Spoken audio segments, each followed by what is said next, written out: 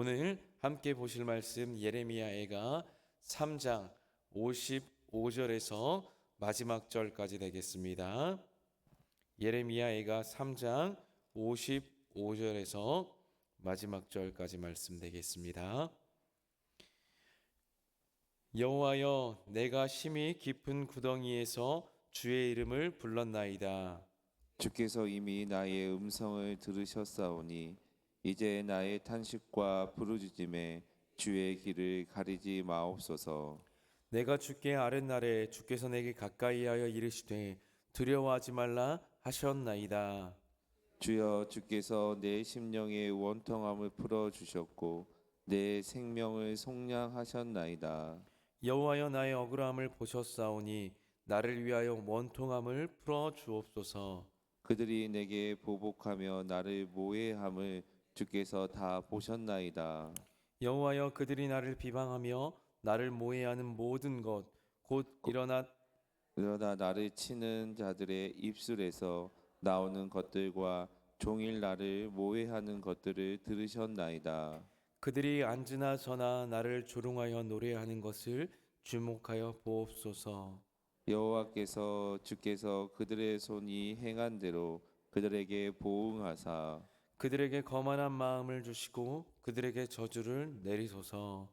주께서 진노로 그들을 비춰주사 여호와의 하늘 아래에서 멸하소서. 아멘. 이 시간도 말씀의 진리가 우리의 영혼을, 우리의 삶을 밝게 인도하여 주시는 은혜 있기를 소망합니다. 하나님을 불순종하고 하나님을 떠난 유다에게 하나님께서 칼을 뽑으셨습니다. 영원할 것이라고 믿었던 다윗과 솔로몬의 영광이 처참히 무너졌습니다. 예루살렘이 함락되어지고 거룩한 솔로몬의 성전은 불에 타서 무너져 내렸습니다.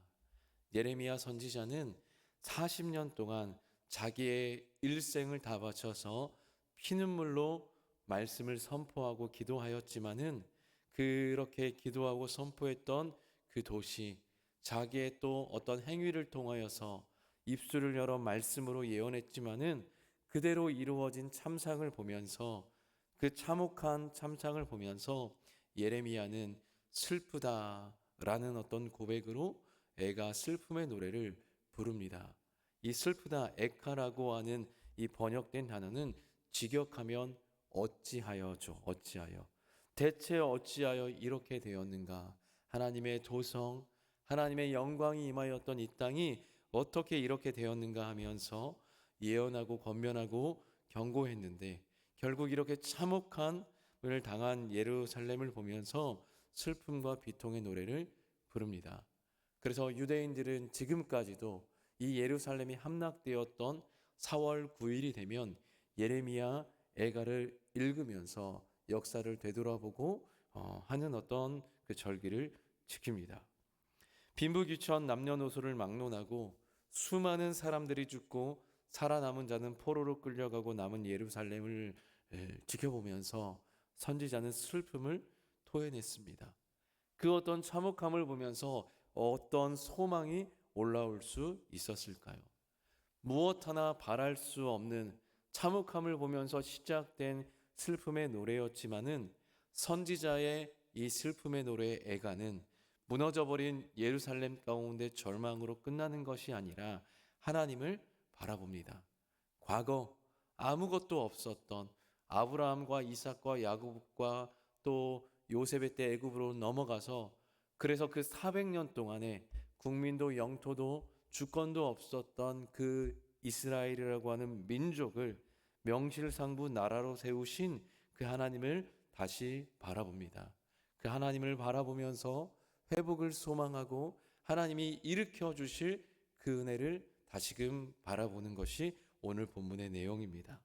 어제 본문에서는 이스라엘 백성들에게 권면하였다면 이제는 선지자는 하나님을 향하여서 간구와 호소를 올립니다. 55절 말씀 읽어보겠습니다. 여호와여, 내가 심히 깊은 구덩이에서 주의 이름을 불렀나이다. 아멘. 심히 깊은 구덩이에서 주의 이름을 불렀다. 여기에서 내가는 누구죠? 예레미야 선지자입니다. 예레미야 37장에서 임박한 유다의 멸망을 전할 수밖에 없었던 예레미야가 이제 깊은 구덩이에 갇혔습니다. 여러 날을 갇혔다가 하나님께서 구스인 넷이었던 에베멜렉을 통하여서 그를 건지셨습니다. 선지자를 그때를 회상합니다. 하나님을 찾고 의뢰하는 자를 외면하지 않으셨던 것을 기억합니다.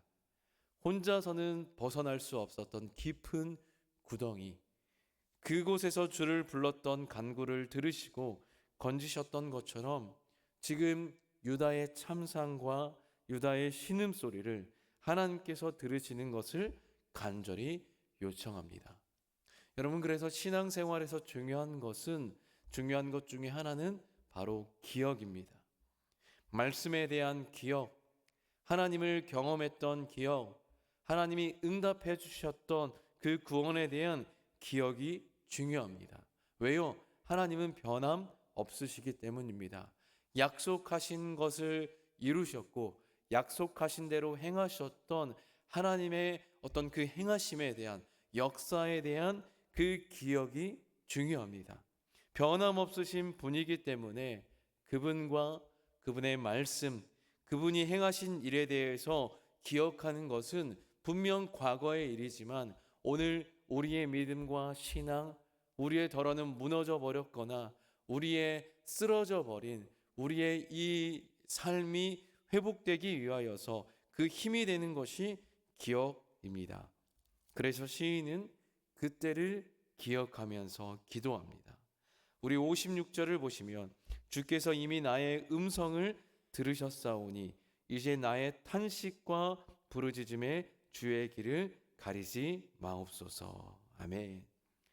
구덩이에서 주의 이름을 불렀을 때 음성을 들으사 자기 자신을 건지셨던 것처럼 지금 여기에 지금 스스로의 힘으로 빠져나올 수 없는 이스라엘의 실패와 절망에 대해서 하나님께서 개입하여 주시기를 요청합니다. 그래서 주께 아뢰었을 때, 주께 의뢰하고 주님을 구하였을 때에 주님이 두려워하지 말라라고 즉각적으로 말씀해 주셨던 것처럼 이스라엘의 보호자 되어 주시기를 요청합니다. 58절을 보면 예레미야는 과거 하나님의 원통함을 풀어주셨던 구원 역사를 경험했다라고 분명히 말씀하고 있습니다. 58절 읽어보겠습니다. 주여, 주께서 내 심령의 원통함을 풀어주셨고 내 생명을 속량하셨나이다. 아멘. 예레미야 11장과 20장에서를 비롯해서 선지자는 여러 차례 하나님께 아뢰었습니다. 하나님께서 건지셨고 생명을 구하셨던 것을 경험했습니다. 그것을 회상하면서 지금 유다가 당한 그 억울함과 원통함을 풀어주실 것을 호소합니다. 58절에서 말하고 있는 어떤 사건은 과거의 선지자가 직접 당했던 사건이고 59절은 지금 현재 나라가 당한 억울함과 원통함을 가리킵니다. 그래서 과거 자신이 경험했던 하나님의 그 구원 역사를 지금 이 남유다 자기가 속한 이 나라가 당한 억울함과 원통함을 자신의 것으로 가져와서 호소합니다. 그러니까 자기 자신의 운명과 나라의 운명을 동일시하는 거죠. 그런데 어떻게 우리가 또 한편으로 생각해 보면 지금 남유다를 향하여서 40년 동안 선지자는 외쳤습니다. 그런데 듣지 않았고 자신을 향하여서 이것은 저주하는 말이다. 더러는 그렇게 구덩이에 던져버리기도 하고 때리기도 하고 비방하면서 그렇게 자신의 말을 40년 동안 듣지 않고 외면했던 나라였지만은 그 40년 동안 또한 외쳤던 그 간절한 심정과 마음이 이제는 나라의 운명과 하나 되어서 나라의 운명과 동일시하여서 어떤 자신의 것으로 하나님께 나라의 억울함과 원통함을 호소하는 것을 우리가 볼 수 있습니다. 유다가 당하였던 억울함, 원통함이 무엇입니까? 그것은 하나님의 심판을 말하는 게 아닙니다. 하나님의 심판은 바벨론이라고 하는 칼을 들어서, 바벨론이라고 하는 몽둥이를 들어서 이스라엘을 치는 것이었습니다. 그런데 그렇게 바벨론을 들어서 이스라엘을 치라 하나님이 섭리하고 역사하셨지만은 바벨론이 하나님이 말씀하신 것보다도 더 잔인하게, 더 참혹하게 이스라엘을 쳤다라는 거죠. 회초리만을 들으라고 했는데 칼을 들었습니다. 더 이상 일어설 수 없을 만큼 철저히 밟아서 뭉갰습니다. 자신들이 하나님이 된 것처럼 교만하게 굴었습니다. 그래서 이 모든 어떤 바벨론의 행위들, 이것으로 유다가 당하였고 또 이 모든 광경을 하나님께서 보셨습니다. 60과 61절에서 예레미야가 이것을 말하는데요. 60절의 마지막 부분에 보시면은 주께서 다 보셨다. 62절 마지막에도 들으셨다라고 이야기를 하면서 하나님께서 이 모든 것들을, 하나님께서 바벨론의 이 모든 행위들을 다 들으시고 보셨다라고 말씀합니다. 앞서서 55절부터는 그 예레미야 선지자의 기도를 들으시고 함께 하셨고 또 이스라엘이 억울함을 보시고 들으실 것을 요청하셨다면, 이제 선지자는 60절 이하에서 악인 바벨론이 행했던 모든 일들을 보시고 또 들으셨다라고 이야기합니다. 그렇습니다. 하나님은 불신자와 악인의 말과 행위까지도 다 보시는 분입니다. 믿는 자에게만 어떤 힘이 있고 믿는 자에게만 섭리하시고 세상에 대해서는 아무런 힘이 없는 분이 아닙니다. 천국만을 관장하고 있고 지옥은 염라대왕이 지옥의 열쇠를 가지고 있고 지옥을 관장하고 다른 신이 다스리는 게 아닙니다. 우리가 믿는 하나님은 산자와 죽은 자의 하나님이요 사망과 음부의 열쇠를 가지신 분입니다. 여러분, 그래서 이 진리를 깨달은 사람은 이 땅을 살아가는 방식과 방법이 다를 수밖에 없습니다. 우리가 믿는 신앙의 고백, 믿음을 당당하게 드러낼 수 있습니다. 왜요? 하나님은 이 교회 안에서만 역사하시는 것이 아니라 분명히 세상을 비롯하여서 온 우주를 섭리하고 다스리는 분, 이 땅에 살아가는 동안의 삶뿐만이 아니라 영원이라고 하는 삶을 관장하고 계시고 주관하는 분이라는 것을 우리가 안다면 우리의 삶의 방식과 방법은 달라질 수밖에 없습니다. 선지자는 이것을 알았기 때문에 40년 동안 그렇게 애통하고 애곡하면서 이스라엘을 향하여서 외칠 수 있었고, 또 이것을 알았기 때문에 이 애가의 슬픔의 노래가 슬픔으로 시작하였지만은 그 슬픔의 노래가, 그 슬픔의 기도가 결국에는 하나님을 향한 소망으로, 하나님께서 회복시켜 주시기를 간구하고 소망하는 기도로 바뀌어가는 것이지요. 그래서 하나님의 백성 이스라엘을 당한 억울함과 원통함을 하나님께 의뢰하고 공의로 바벨론을 심판하실 것을 확신하며 간구하고 있습니다. 사랑하는 여러분, 세상의 소리가 어떠하더라도 두려워하지 마십시오. 하나님은 모든 일을 주목하는 분이십니다. 하나님은 모든 상황, 세상의 일들까지도 다 지켜보고 계시고 들으시는 하나님입니다. 그리고 결국 그때 마지막 때에 가서 그들의 손이 행한 대로 그들에게 보응하실 하나님이라는 것을 믿고 선지자가 간구하고 있습니다. 우리 64절, 65절 두 절 함께 읽겠습니다. 여호와여, 주께서 그들의 손이 행한 대로 그들에게 보응하사 거만한 마음을 주시고 그들에게 저주를 내리소서. 아멘. 절망의 상황이었지만 시인은 자신의 삶을 통하여서 하나님의 놀라운 구원 역사를 경험하였고 그 구원의 역사를 지금 이 나라 가운데 이루어지기를 소망하였습니다. 극심한 고통에 절규하였지만 하나님을 찾고 의뢰하였습니다. 그리고 이 시인의 이 간구는 BC 539년에 성취하게 되는데 메데 바사의 연합군이었던 고레스에 의하여서 바벨론이 망하게 됩니다. 그리고 마지막 66절에서 간구했던 것처럼 바벨론이 그 메데바사이에서 멸망당한 다음에는 이 땅에서, 이 하늘 아래에서 영원히 흔적도 없이 사라지게 됩니다. 66절, 주께서 진노로 그들을 바벨론을 뒤쫓으사 여호와의 하늘 아래에서 멸하소서. 아멘. 이 간구처럼 이 땅에서 흔적도 없이 바벨론이라고 하는 나라는 없어지게 됩니다. 말씀을 맺습니다. 여러분, 유다는 하나님의 말씀을 떠나서 불순종하였고 그 결과 멸망을 맞이했습니다. 하지만 이 멸망당한 예루살렘을 보면서 그 40년 동안 외쳤던 선지자, 그 선지자가 과거 자신의 삶 가운데에서 헤어나올 수 없었던, 회복될 수 없었던 그 깊은 구덩이에서 그 기도를 들으시고 건지셨던, 구원하셨던 하나님의 역사를 기억합니다.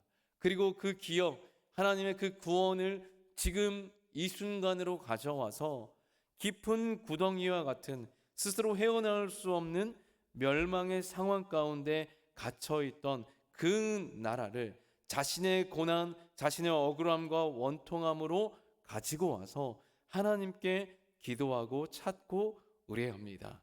그렇게 의뢰할 때 하나님은 외면하지 않으시고 우리의 탄식과 구원을 들으시고 부르짖음을 들으시는 분이라는 것을 기억하며 하나님께 나아갔습니다. 여러분, 우리의 삶 역시 우리가 또 무너졌다 할지라도 또 그것이 우리의 죄악과 우리의 죄 때문에 이루어진 삶이라 할지라도 여러분, 우리가 결국 다시 붙잡고 나아갈 것은 하나님의 소망을 두는 것입니다. 하나님의 사랑, 하나님의 구원, 하나님의 그 건지심을 우리가 믿고 우리가 나아가야 됩니다.